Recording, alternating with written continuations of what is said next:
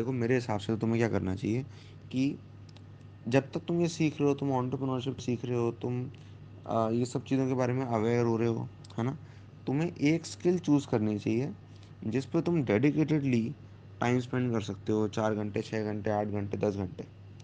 एक skill choose करनी चाहिए जिसको तुम अगले 2 से 3 महीने में मास्टर करोगे। ठीक है। तो यहाँ पे हमको ये नहीं देखना कि कैसे हम क्विकली फाइनेंशियली स्टेबल हो जाएं, है ना।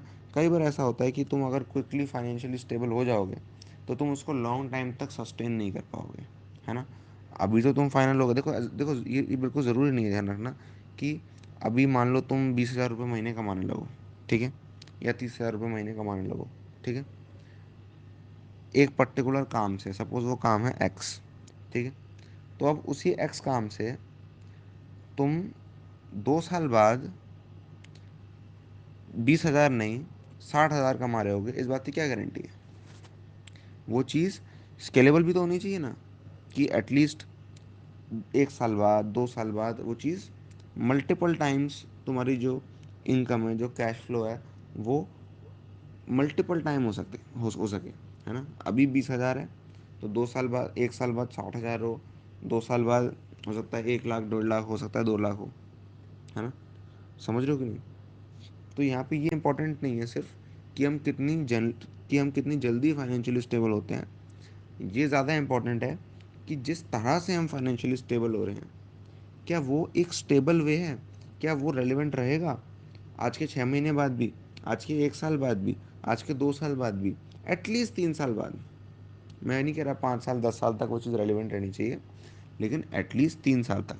क्योंकि तुमने किसी भी डायरेक्शन में वर्क किया है, एक सर्टेन मास्टरी गेन करने में तुम्हें 1 साल, 2 साल, 3 साल लग सकते हैं, है ना।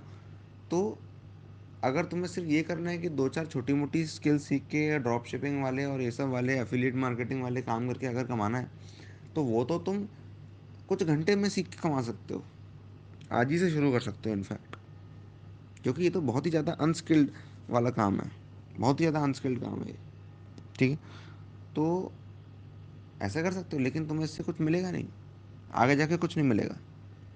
ना तुम अपग्रेड होगे, है ना, ना तुम कुछ ऐसा इस काबिल बन पाओगे कि तुम ऐसा कुछ कर पाओ जो पहले नहीं कर पाते थे, वहीं के वहीं रह जाओगे, है ना। तो जल्दी पैसे कमाने के चक्कर में, ठीक है, जल्दी फाइनेंशियली स्टेबल होने के चक्कर में हम क्या करते हैं, उल्टा फाइनेंशियल इंस्टेबिलिटी क्रिएट कर लेते हैं।